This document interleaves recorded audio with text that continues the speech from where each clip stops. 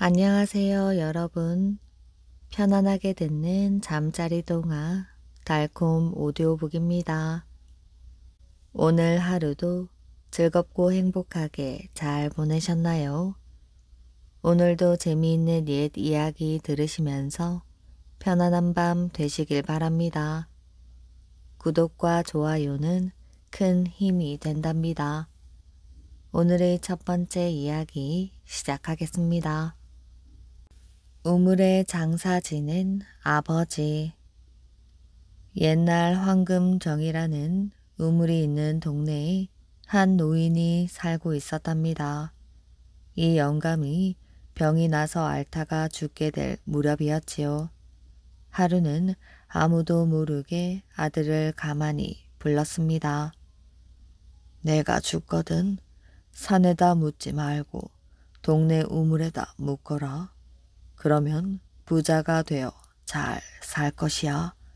그런데 이 말은 아무에게도 하지 말고 너만 알고 있거라. 네 어머니에게도 말을 해서는 안 된다. 그리고 영감은 얼마 가지 않아 죽었답니다. 아들은 아버지의 유언대로 아무도 모르게 밤중 동네 우물에다가 아버지 시체를 장사 지냈답니다. 그리고 나서는 한동안 아무에게도 그 말을 하지 않고 지냈지요. 그런데 날이 갈수록 그 일을 누구한테인가 이야기하지 않고는 못 견딜 지경이었답니다. 그래도 아버지의 유언을 생각하고 어지간히 잘 참아오다가 하루는 어머니에게 가만히 그 말을 하였지요. 그리고 남한테 절대로 말하지 말라고 단단히 부탁하였습니다. 어머니는 아들에게서 남편의 시체가 동네 우물 안에 들어있다는 말을 듣고 처음에는 깜짝 놀랐으나 그렇게 하면 부자가 된다는 바람에 아무에게도 말하지 않고 지냈어요. 그런데 날이 지남에 따라 이 말을 입 밖에 내지 않고서는 좀이 쑤셔서 견딜 수가 없었답니다. 그래서 나중에는 친한 이웃집 마누라에게 말하고 누구에게도 말하지 말라고 하였지요. 이웃집 여자는 아무개의 아버지 시체를 동네 우물에다 넣었다는 말을 듣고 아무에게도 말하지 말라고 부탁까지 받았지만 남편에게 말하지 않을 수는 없었답니다. 이웃집 남자는 마누라에게 그 말을 듣고는 그저 가만히 있을 수가 없어 동네 사랑방에 가서 그 말을 버트려 놓았지요. 동네 사람들은 이 말을 듣고 가만히 있지 않았답니다. 동네 우물에다 송장을 넣다니 이런 해괴한 일이 어디 있어? 당장 나가서 송장을 꺼내야지. 이렇게 말하며 모두 나와 우물을 퍼냈지요. 우물이 다 퍼내지고 우물 바닥이 보이게 되었답니다. 그런데 우물 바닥에 사람 송장은 없었지요. 그 대신 금 송아지가 있었는데 금 송아지는 앞발의 무릎을 펴며 일어서려 하고 있었답니다. 그런데 물이 마르고 바깥 찬바람을 쏘이더니 금 송아지는 눈 녹듯 사르르 녹아버리고 말았습니다. 이 우물 안은 명당이어서 송장은 금 송아지로 변했던 것이지요. 완전한 송아지가 되기 전에 물을 푸고 바깥 바람을 쏘이게 해서 그만 녹아버리고 만 것입니다. 이 동네 우물에서 금 송아지가 나오려다 녹아버렸기 때문에 뒤에라도 금 송아지가 나오기를 바라는 마음으로 동네 사람들은 이 우물을 황금정이라고 부르게 되었다고 합니다. 글을 배우러 떠난 신랑. 숙종 때 경상남도 밀양 땅에서 머슴살이를 하는 한 젊은이가 살았답니다. 이 머슴은 이 집 저 집 일을 도와주고 품삯을 받아 혼자서 먹고 사는 사람이었어요. 비록 홀홀 단신 머슴이었지만 그는 양반의 자손으로 그의 할아버지는 조선 중기 문신이었던 고경명이었다는 말도 있었답니다. 그러니 이 사람은 예의 바르고 열심히 사는 젊은이로 소문이 나 있었지요. 그래서 동네 사람들도 그를 무시하거나 업신여기지 않았답니다. 하루는 머슴이 일을 마치고 집으로 돌아오는 길에 박좌수의 외동딸을 담 너머로 보게 되었지요. 원래 소녀를 남모르게 사모하고 있던 터라 발길이 쉽게 떨어지지 않았답니다. 게다가 자신도 장가를 가야 할 나이가 되었으니 그 심정이 오죽했겠어요. 하지만 머슴에게 딸을 시집 보내려고 하는 사람은 없었답니다. 그때 마침 박좌수가 대문으로 들어가려는 게 보였답니다. 머슴은 공손히 인사를 드렸지요. 안녕하세요, 좌수님. 총각이군. 일을 하고 들어오는 길인가 보구나. 네, 그렇습니다. 자네는 참으로 성실한 젊은이야. 열심히 성실하게 사는 사람에게는 좋은 일이 있기 마련이니 자네에게도 훗날 좋은 일이 필히 올 걸세. 박좌수의 칭찬에 힘을 얻은 머슴은 이때다 싶어 말을 이어가고자 박좌수에게 관심을 드러냈답니다. 좌수님께서 평소 장기를 즐겨 두시는 것으로 알고 있습니다. 실은 저도 장기를 좋아하는데 감히 여쭙기 송구스럽지만 기회가 된다면 좌수님과 장기를 한번 두고 싶은 마음이 옵니다. 박좌수는 의외로 시원스럽게 답해 주었어요. 이 사람아, 그렇다면 언제든지 나는 환영이네. 그런데 머슴이 장기 이야기를 꺼낸 데에는 좌수의 딸에 대한 관심 때문이었지요. 그러니 어떻게 해서라도 그 딸과 연관을 지어야겠다는 생각에 머슴은 머리를 썼답니다. 좌수님, 기왕이면 내기 장기를 두는 것이 좋지 않을까요? 그렇지. 그냥 두는 것보다는 내기를 하는 것이 더 흥미로운 일이 되겠네. 헌데 무슨 내기를 해야겠는가? 머슴은 박좌수가 이기면 자신이 3년 동안 머슴을 살아주고 자기가 이기면 자신을 사위로 삼아주는 게 어떻겠냐고 물었답니다. 이 말을 듣자 박좌수 얼굴색이 변하였지요. 하나밖에 없는 외동딸을 머슴에게 준다는 것은 있을 수 없는 일이었답니다. 이 사람 농담 말게나. 내 어찌 무남 동료 옷같이 어여쁜 딸을 장기 한판 내기의 대상으로 삼을 수 있단 말인가? 그런 소리 하지도 말게나. 박좌수는 화가 났습니다. 머슴도 생각해보니 엄청난 말실수를 한 것 같아 고개를 들지 못하고 죄스러운 마음에 급히 집으로 돌아갔지요. 화가 난 박좌수가 혀를 차며 딸에게 이 같은 이야기를 전하자 딸의 말이 의외였답니다. 아버님, 그 사람은 건강하고 성실한 사람이 아니던가요? 게다가 원래 양반 자손이라고 들었습니다. 가진 것이 없다고 해서 혼인 상대가 될 수 없다는 것은 그다지 현명하신 생각은 아닌 줄로 알고 있습니다. 그러나 박좌수는 아니 될 일이라고 입을 닫았어요. 그런데 소문이 참 무섭게 났답니다. 누가 이 사실을 알게 되었는지 온 동네에 소문이 나기 시작하였고 마을 사람들은 오히려 박좌수를 설득시키에 이르렀답니다. 워낙 머슴이 성실했기 때문이지요. 그러자 박좌수도 더 이상은 고집을 피울 수가 없었고 조촐하게나마 식을 올려 함께 살게 되었지요. 신랑과 신부는 첫날 밤을 맞이하게 되었답니다.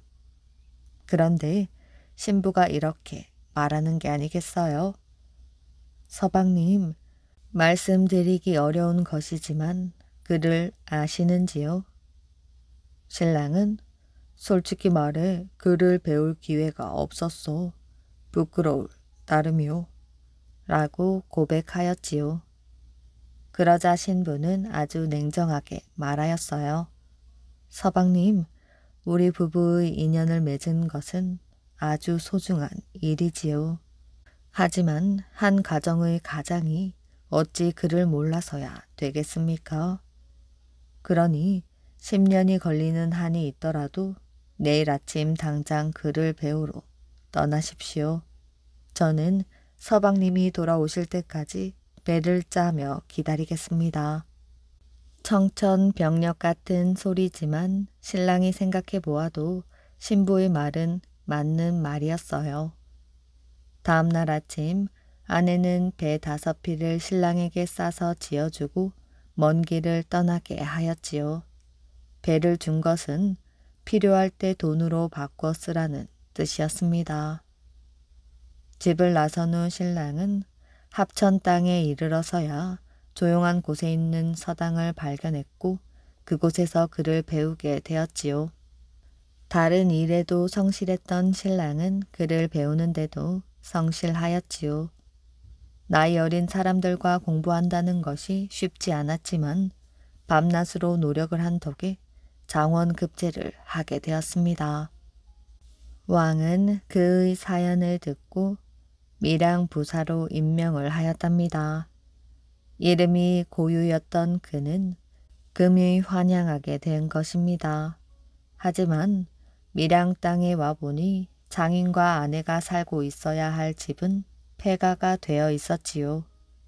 마을 사람들에게 물어보니 장인인 박좌스는 3년 전 노안으로 세상을 떠났고 그 딸은 혼자서 열심히 집안을 일으켜 대궐 같은 새 집을 짓고 아랫동네에 산다고 하였답니다. 고유는 아내의 집으로 들어가 지나가는 과객인데 한 끼 신세를 질 수 없느냐고 말했지요. 그러자 한 아이가 나오더니 방으로 안내를 하였답니다. 자기 집은 아무리 천한 과객이라 할지라도 손님 대접을 아무 데서나 할 수 없다는 것이었습니다. 아이는 바로 고유의 아들이었지요.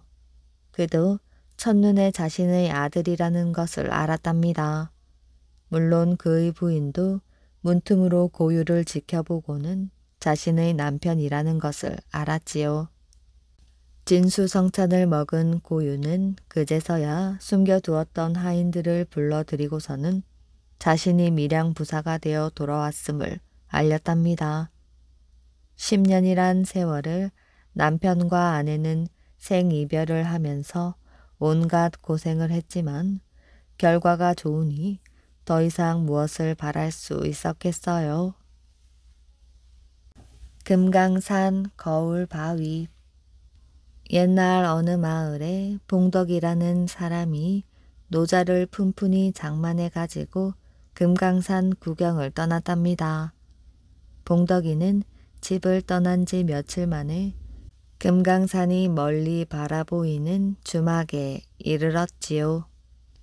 봉덕이는 주막에 들러 저녁밥을 먹은 뒤 잠을 자려고 자리에 누웠어요. 안방에는 서울 양반이 묵고 있었고 봉덕이가 자리 잡은 바깥방에는 웬 스님 하나가 뒤늦게 들어와서 같이 자게 되었답니다. 이른 새벽 안방에서 갑자기 왁자지껄 떠들어대는 소리가 나더니 봉덕이가 자는 방에 번거지를 쓴 사람이 뛰어들어왔답니다. 니놈이 우리 생원님의 돈을 훔쳤지. 어서 내놓거라. 그 사람은 다짜고짜 봉덕이의 보찜을 빼앗으려 하였지요. 봉덕이는 무슨 영문인지 몰라 보찜을 움켜쥐고 나는 평생 남의 물건에 손을 댄 일이라고는 한 번도 없는 사람이요. 하면서 자기의 정직함을 말했답니다. 이놈, 이 방에 니놈하고 저 스님밖에 없는데 그럼 스님을 의심하란 말이냐? 잔말 말고 어서 네 보따리나 풀어보자. 봉덕이는 더 이상 말로만 버틸 수 없다고 생각해 자기 보찜을 풀어 헤쳐 보였지요. 그런데 정말 놀라운 일이 일어났답니다. 봉덕이의 보따리 안에 양반이 잃어버린 돈 꾸러미가 들어있는 것이었지요. 그러자 번거지를 쓴 사람은 봉덕이를 뻔뻔스러운 놈이라고 욕하고 때리면서 굵은 줄로 꽁꽁 묶었답니다. 봉덕이는 억울한 심정을 하소연하려고 함께 자던 스님을 찾았지요. 그런데 그 스님은 어느새 어디로 나갔는지 보이지 않았답니다. 번거지를 쓴 사람은 그 길로 봉덕이를 관가로 끌고 갔지요. 아무 죄도 없이 관가로 끌려가는 봉덕이는 너무 억울하여 금방이라도 가슴이 터질 것 같았답니다. 도대체 어떤 놈이 이런 일을 꾸며놓았단 말이야? 봉덕이는 이를 부드득 갈았지요. 그토록 구경하고 싶던 금강산을 코앞에까지 왔다가 보지 못하게 된 일을 생각하면 더욱 분하기 짝이 없었답니다. 관가로 끌려가던 봉덕이는 서울 양반더러 단 하루만이라도 금강산을 구경하게 해달라고 간청을 하였지요. 서울 양반은 무엇인가 생각하더니 선뜻 봉덕이의 청을 들어주었답니다. 서울 양반이 봉덕이의 청을 들어준 것은 봉덕이의 몸을 거울 바위에 비추어 보게 하면 잘못이 명백하게 밝혀질 것이라고 생각했기 때문입니다. 서울 양반은 봉덕이에게 번거지를 쓴 사람들을 붙여 금강산을 구경시키게 하였지요. 봉덕이는 금강산을 돌아보는 사이에 아름다운 경치에 홀딱 반해 관가로 끌려가 형벌을 받을 몸이라는 것조차 까맣게 잊어버리고 말았습니다. 골짜기마다 피어난 향기로운 꽃들은 봉덕이의 마음을 기쁘게 해 주었답니다.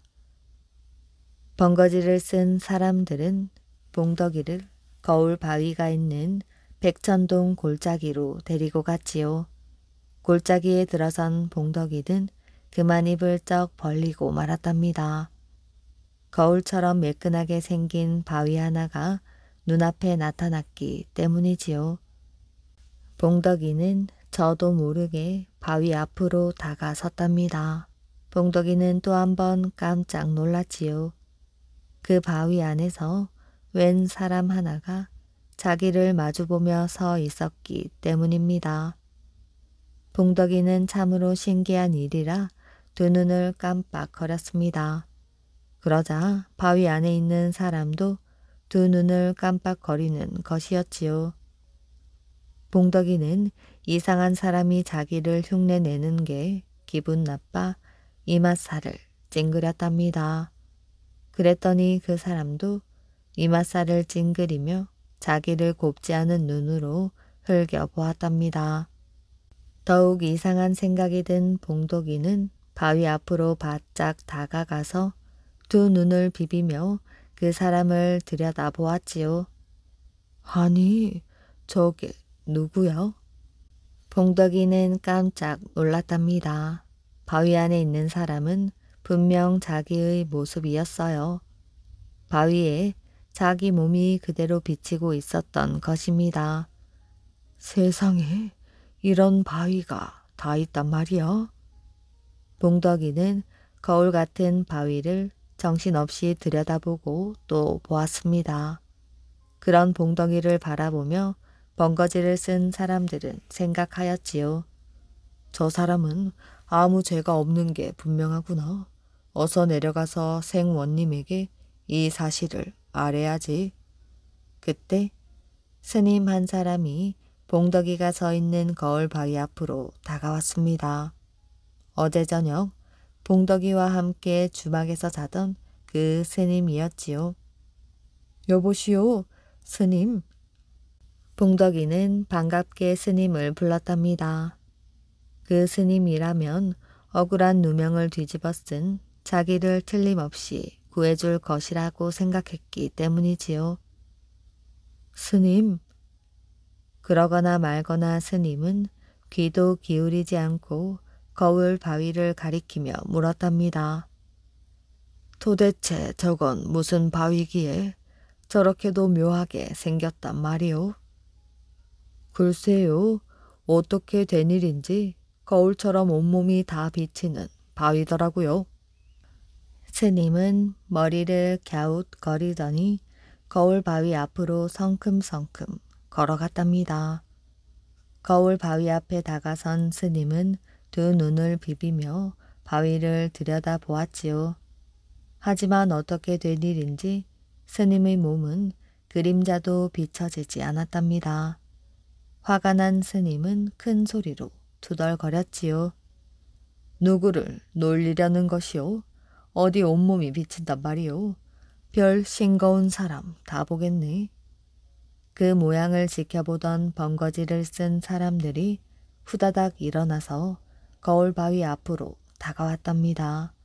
와보니 스님의 모습은 전혀 보이지가 않았지요. 봉덕이와 스님을 번갈아 쳐다보던 번거지를 쓴 사람들은 오라를 꺼내 들었답니다. 봉덕이는 금강산 구경을 다 했으니 이젠 관가로 끌려가나 보다 하고 서글픈 마음으로 서 있었지요. 그런데 번거지를 쓴 사람들은 뜻밖에도 오라로 스님을 묶는 것이었어요. 이놈들, 이게 무슨 무엄한 짓들이냐? 그러자 번거지를 쓴 사람 하나가 스님의 뺨을 철썩하고 후려치는 게 아니겠어요? 이놈아, 이 바위가 보통 바위인 줄 아느냐? 선하고 악한 것을 가려내는 명경대란 말이다.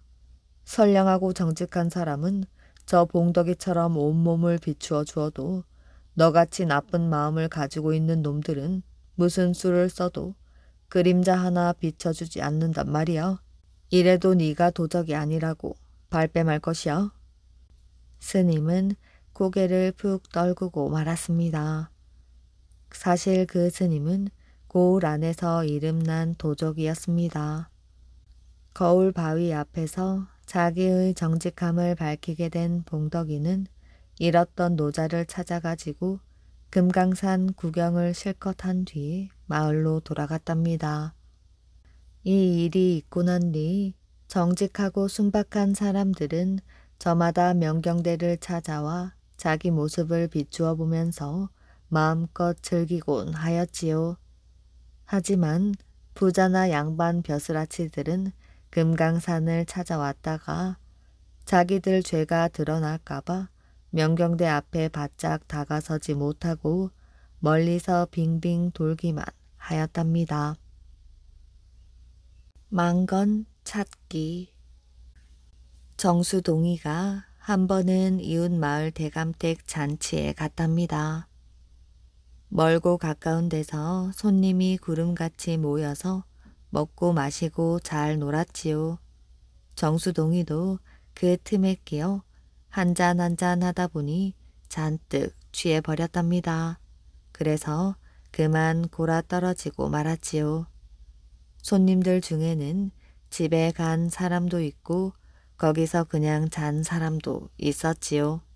주인 대감과 손님 몇몇이서 함께 잤는데 아침에 주인 대감이 일어나 보니 머리가 대머리였답니다. 내가 어젯밤에 너무 취해서 망건이고 뭐고 마구 벗어놓고 잤구나 싶어서 얼른 망건을 찾아보았지요. 망건이란 상투를 튼 사람이 머리카락을 걷어올려 흘러내리지 않도록 머리에 두르는 그물처럼 생긴 것입니다. 그런데 아무리 찾아도 망건이 없었답니다. 이 대감은 망건을 찾는다고 야단이 났지요. 상노를 부른다, 청지기를 족친다, 머슴을 닥달한다, 야단 법석을 떨었답니다. 여보아라, 어서 내 망건을 찾아보아라. 필시 간밤에 어디 흘린 것 같으니 샅샅이 뒤져보거라.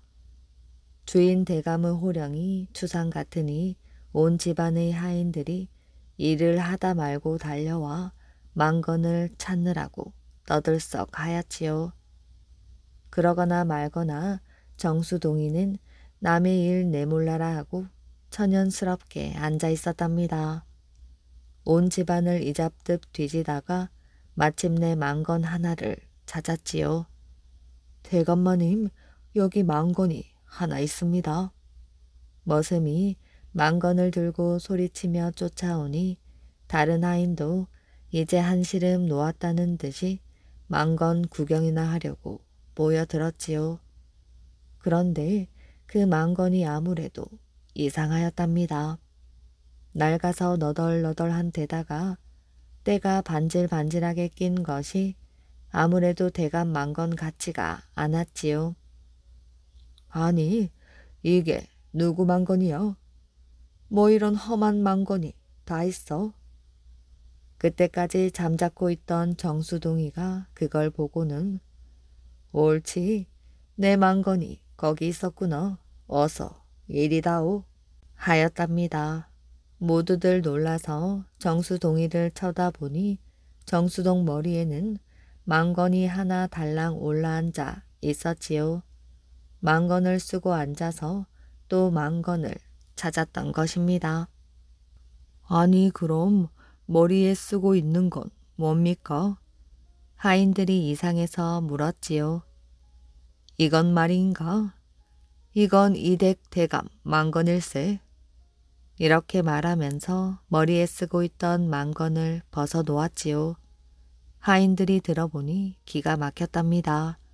남의 망건을 쓰고 앉아서 그걸 찾느라고 야단 법석을 떠는 꼴을 지켜보면서도 그냥 가만히 있었다니 말이 되지 않는 것 같았지요.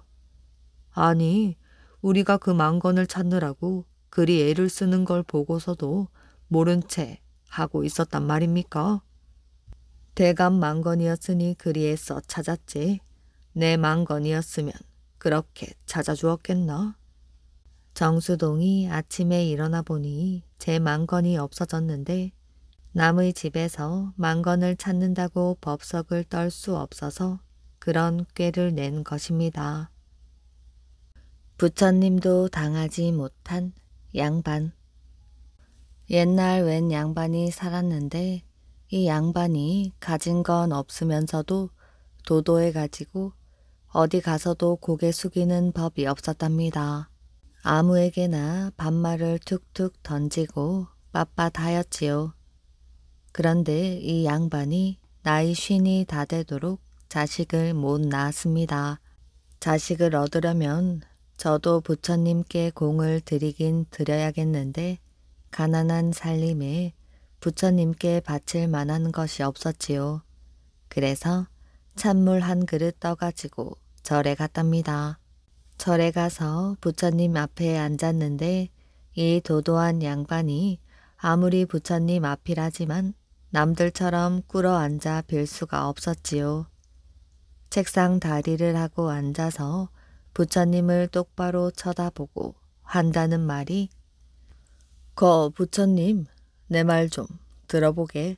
어쩌다 보니 내 나이 50이 다 되도록 자식 하나 못 두었는데 웬만하면 나에게 자식 하나 점지해 줌이 어떨꼬? 이렇게 말했답니다. 부처님이 가만히 내려다보니 참 기가 막혔어요. 그런데 이 양반이 하루 이틀도 아니고 날마다 와서 그러니 부처님이 그만 질려버렸답니다. 자식 하나 얻을 때까지 내내 저럴 판이니 참 난감한 일이었답니다. 그래서 부처님이 자식을 하나 점쥐해 주었지요. 귀찮아서 그랬던지 불쌍해서 그랬던지 아들 하나를 점지해 주었답니다. 그래서 이 양반이 떡 두꺼비 같은 아들을 낳았지요. 그렇게 바라던 아들을 낳고 보니 부처님이 참 고맙게 생각이 들었답니다. 이 사람이 이웃에 다니면서 어찌어찌 쌀을 한 되박 구워다 떡을 해가지고 또 절에 갔지요. 그릇도 변변한 게 없으니 밥 보자기에 떡을 싸가지고 갔답니다. 그래서 부처님 앞에 밥 보자기를 펴놓고 책상 다리를 하고 앉았지요. 부처님, 참 고맙네.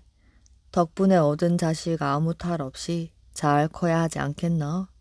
그저 병 없이 근심 없이 잘 살도록 한 번 더 보살펴줌이 어떨꼬? 그 말을 안 들어주었다가는 날마다 찾아와서 졸라댈 게 뻔하였지요. 그것도 빳빳하게 반말로 졸라댈 테니 부처님이 아주 질려서 두 손 들고 소원대로 다 해주었답니다. 그래서 그 양반은 아들과 오래오래 잘 살았답니다. 색시의 기도. 북한 산에는 재미있는 부침 바위들이 있답니다. 부침 바위에는 재미있는 전설이 전해지지요. 중국의 원나라가 고려를 자꾸 넘보던 때였습니다. 원나라는 툭하면 고려에 쳐들어와 젊은이들을 잡아가곤 하였지요. 그런데 인왕산 아랫마을에는 갓 혼이 난 새각시와 새신랑이 있었습니다. 어느 날 이 새신랑도 원나라 군사들에게 끌려가고 말았어요. 각시는 너무 슬퍼서 정신을 잃을 정도였지요. 동네 사람들은 불쌍한 각시를 보고 혀를 찼답니다. 혼이 나자마자 생이별을 하다니 너무 안 됐구나. 두 사람이 참으로 정다워 보였는데 어느 날 며칠 동안 울기만 하던 각시는 눈물을 닦고 일어섰어요. 그리고 그날부터 뒷산의 커다란 바위 앞에 앉아 기도하기 시작했지요. 부디 저희 남편을 돌려주세요. 각시는 단단한 돌멩이를 집어들어 바위에 싹싹 문지르며 정성을 다해 기도했답니다. 그렇게 몇 날이 가고 몇 달이 지났어요. 각시는 매일같이 바위 앞에서 기도를 하였지요. 부디 남편을 돌아오게 해주세요. 아니, 목숨만이라도 잃지 않게 해주세요. 돌멩이를 문지르며 열심히 기도를 하는 각시를 본 마을 사람들은 여기저기서 수근거리기 시작했답니다. 새 각시가 바위에 돌을 문지르며 기도한다면서 혹시 너무 슬퍼서 정신이 돈 게 아닐까? 무슨 소리야? 매일같이 온 정성을 다 바쳐 기도한다던데. 시간이 흐를수록 소문은 점점 멀리 퍼져나갔습니다. 그러다 드디어 임금의 귀에까지 그 소문이 들어가게 되었지요. 참으로 정성이 지극한 아내로구나. 마침내 신랑은 임금의 도움으로 무사히 집에 돌아올 수 있었답니다. 여봐요, 원나라로 잡혀갔던 신랑이 돌아오고 있어요. 각시가 바위 옆에서 기도하고 있는데 동네 사람 하나가 뛰어오며 이렇게 소리쳤답니다. 그때 신기하게도 각시가 문지르던 돌멩이가 바위에 철썩 달라붙었지요. 참 신기하네. 이것이 소원 들어주는 바위인가 보네. 이 일은 사람들의 입에서 입으로 널리 전해졌지요. 그 후로 헤어진 가족을 찾는 사람이나 자식을 낳고 싶어 하는 사람들은 이곳에 와 소원을 빌었답니다. 돌멩이를 바위에 문지르면서 말이지요. 그래서 북한산의 부침 바위에는 주먹만한 조약돌들이 올망졸망 붙어있게 되었답니다. 백성을 이롭게 하는 법. 충청도에 성품이 곱고 강직한 감사가 있었답니다. 감사는 한번 법으로 정한 것은 어떤 일이 있어도 절대 굽히지 않았어요. 어느 해 소를 잡는 자들이 어린 소나 일소까지 마구 잡는 바람에 농사지을 소가 부족하게 되었지요. 그래서 농부들이 어려움을 겪게 되자 감사는 곧 명을 내렸답니다. 우리 충청도 안에서는 소를 잡지 못하도록 법으로 정하였으니 이를 지키지 않는 자에게는 엄벌을 내릴 것이야. 그래서 백성들은 쇠고기를 입에 댈 수가 없었답니다. 아니, 소를 잡지 말라니 세상에 그런 법이 어디 있나? 그건 감사께서 농사지을 일이 막막한 백성들을 위해 특별히 하신 일이 아닌가? 그렇다고 조상님께 제사드리고 잔칫날에 예를 올리기 위해 잡는 것까지 금할 것은 없지 않나? 하지만 감사께서 스스로 모범을 보이시고 법을 지키시니 우리도 따를 수밖에 없질 않겠나? 백성들은 감사의 고지식한 처사가 원망스러웠지만 감사의 성품을 아는지라 더 이상 아무 말도 못하였습니다. 하지만 늙은 부모님께 효도를 하기 위해 고깃국을 몰래 대접했다가 법을 어겼다는 이유로 하루아침에 죄인이 되는 일이 한두 번이 아니었어요. 그런데 감사의 매제는 성품이 소탈하고 기계가 높은 사람이었답니다. 백성들의 괴로움을 알고 있던 그는 어느 날 마을을 살피던 감사가 찾아오자 거리낌 없이 쇠고기를 내놓았습니다. 형님께서 오래도록 고기 맛을 모르신다기에 일부러 기르던 송아지를 잡았습니다. 아니, 나더러 법을 어기란 말인가? 더구나 매제가 먼저 이렇듯 법을 어기다니 이럴 수가 있는가? 감사는 낯빛이 확 변하더니 벌떡 일어나 밖으로 나갔습니다. 여봐라, 소를 잡은 이댁의 하인을 당장 잡아오너라. 그러자 관속들이 하는 수 없이 감사의 매제에게 달려와 말했습니다. 날이 소 잡은 하인을 데려가 법대로 처벌해야겠습니다. 조금 후에 감사의 매제는 치마를 둘러쓴 여인을 데리고 점잖게 밖으로 나와 말했답니다. 소는 내 아내의 오라비가 오셨기에 대접하려고 내가 잡으라고 명했고 음식은 내 아내가 만들었으니 어서 잡아다가 죄를 다스리거라. 관속들은 감사의 누이 동생과 매제를 잡아가야 하게 되자 기겁을 하고 감사에게 달려가 말했답니다. 그제야 감사는 크게 놀라 가마에서 내렸지요. 내가 너무 고지식하고 둔하여 법은 무조건 지키려고 있는 것이 아니라 백성을 이롭게 하려고 하고 있다는 것을 잊었네. 처벌을 두려워하지 않고 내게 이렇듯 말없는 깨우침을 주다니.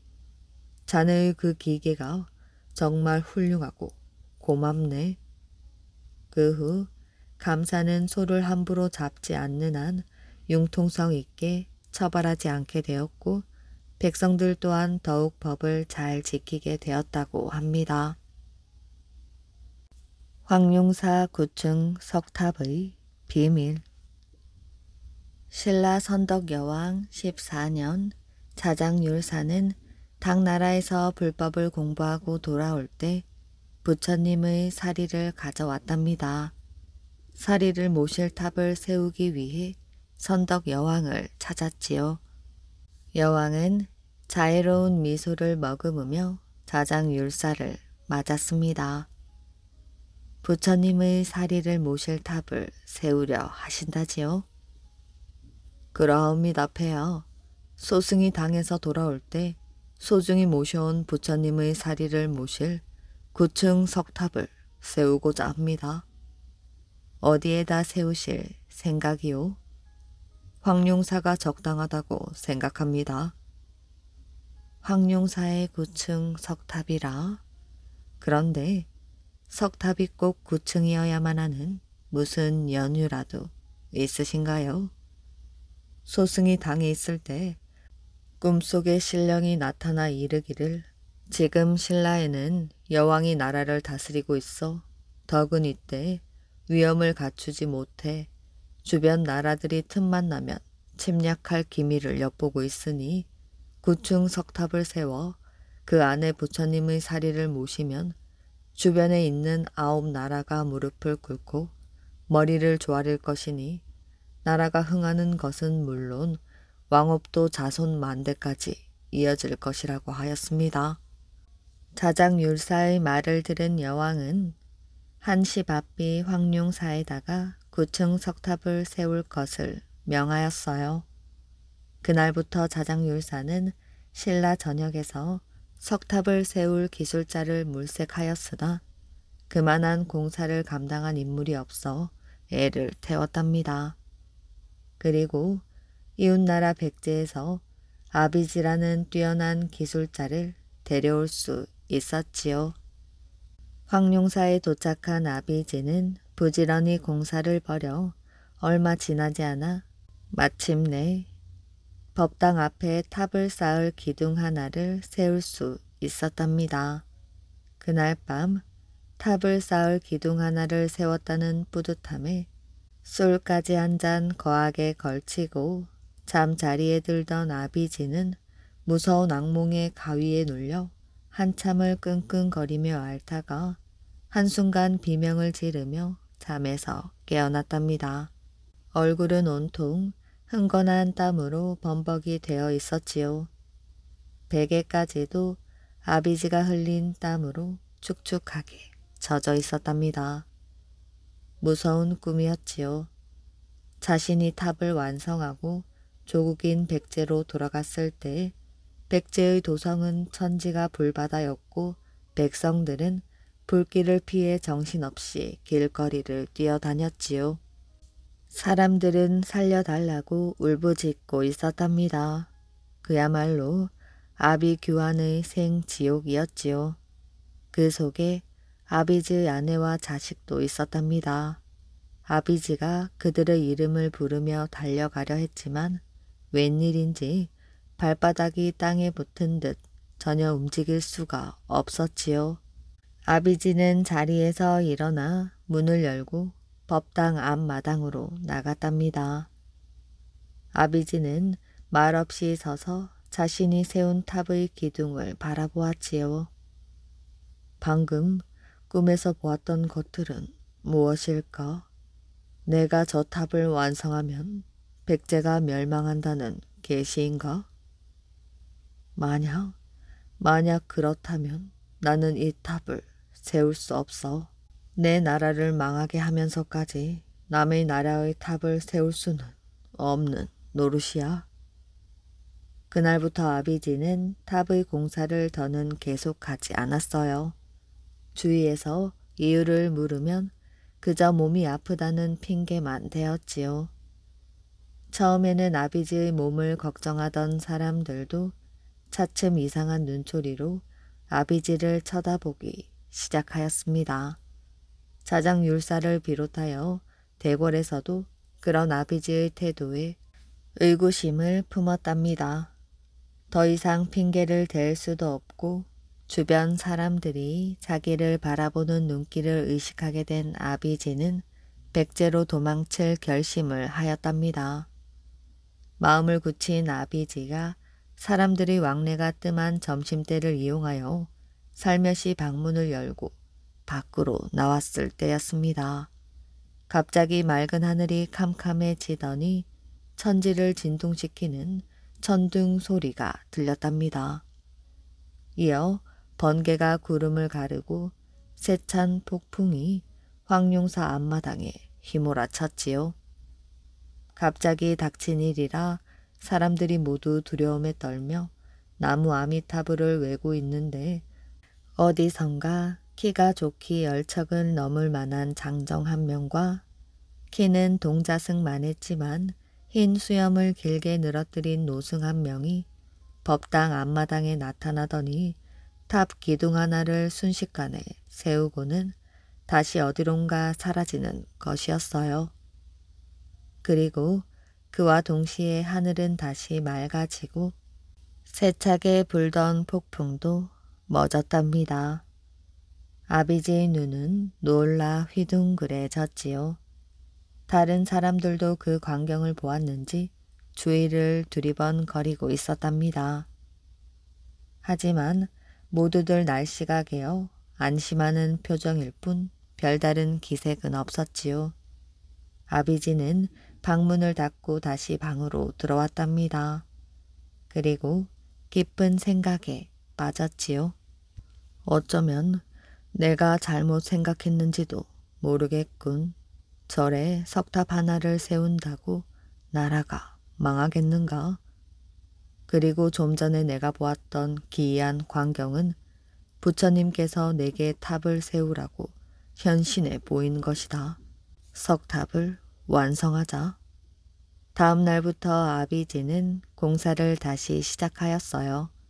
석탑이 한층 한층 높아질 때마다 사람들은 그 아름다움과 정교함에 감탄을 금치 못했지요. 드디어 황룡사 9층 석탑이 그 웅장한 모습을 드러냈답니다. 아비지는 훌륭히 석탑을 완성한 것이지요. 선덕 여왕이나 차장 율사의 기쁨은 이루 말할 수가 없었지요. 하지만 아비지는 얼마 후 석탑을 세우게 된 경위를 듣고서는 남몰래 눈물을 머금지 않을 수 없었답니다. 그렇다면 그날 밤 나의 꿈이 맞았다는 말인가? 아비지는 뒤늦게 뼈아픈 후회를 하였지만 이미 완성된 석탑을 다시 무너뜨릴 수도 없는 노릇이었지요. 피눈물을 흘리며 아비지는 조국 백제로 돌아갔답니다. 황룡사 9층 석탑을 세운 뒤 그로부터 15년 후 신라는 백제를 멸망시켰답니다. 생사를 건 참혹한 전쟁이었으나 아비지의 꿈처럼 백제의 도성은 아비규환의 생지옥이었지요. 아비지도 죽고 그가 남의 나라 신라에 세웠다는 황룡사 9층 석탑도 지금은 그 모습을 온전히 찾아볼 수가 없답니다. 호랑이 형님, 지금부터 사람보다 훨씬 나은 짐승 이야기를 들려드리겠습니다. 옛날 어느 산골에 아주 능청스럽고 꽤 많은 나무꾼이 홀 어머니와 단둘이 살고 있었답니다. 나무꾼은 열심히 일을 하였지만 형편이 그다지 넉넉하진 않았습니다. 그래서 나무꾼은 어머니가 좋아하는 고기 반찬 한번 양껏 못해 드리는 게 늘 마음에 걸렸지요.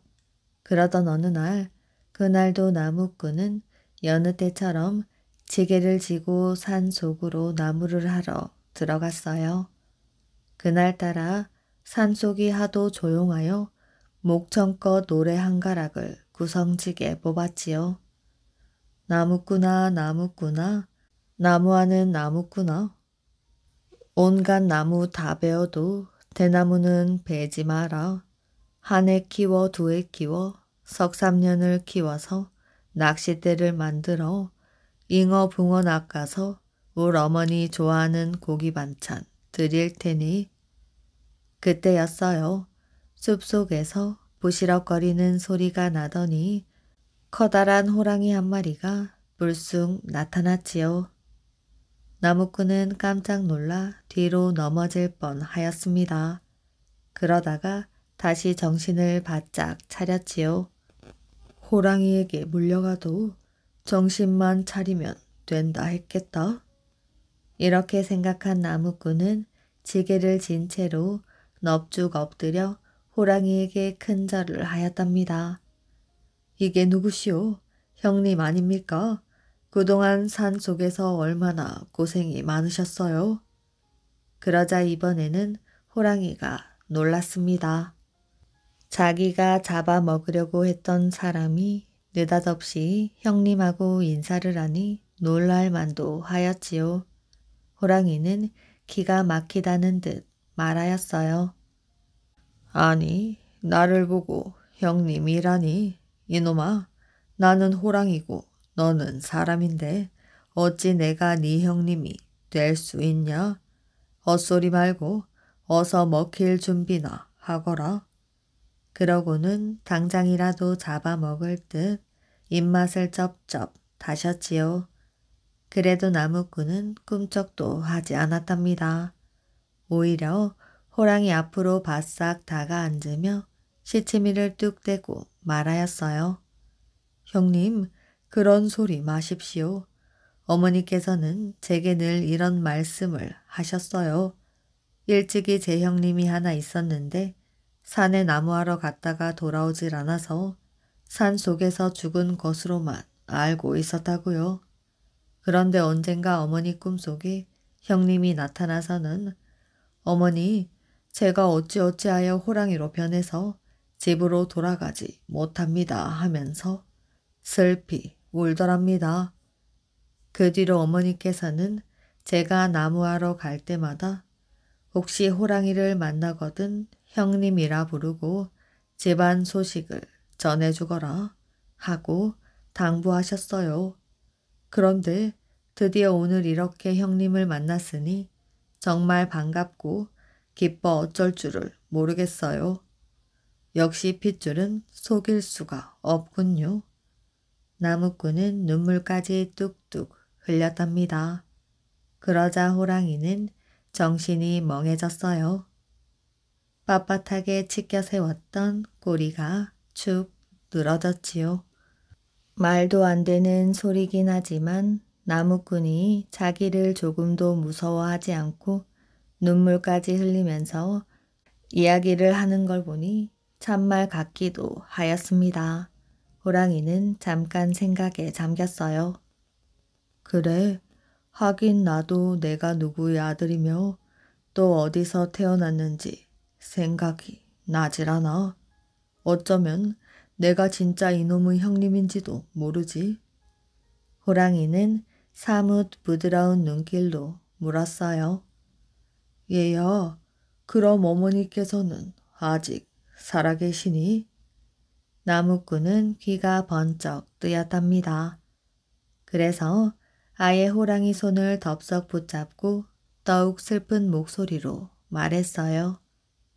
예, 살아계십니다. 하지만 형님 생각에 날마다 눈물로 지내고 계셔요.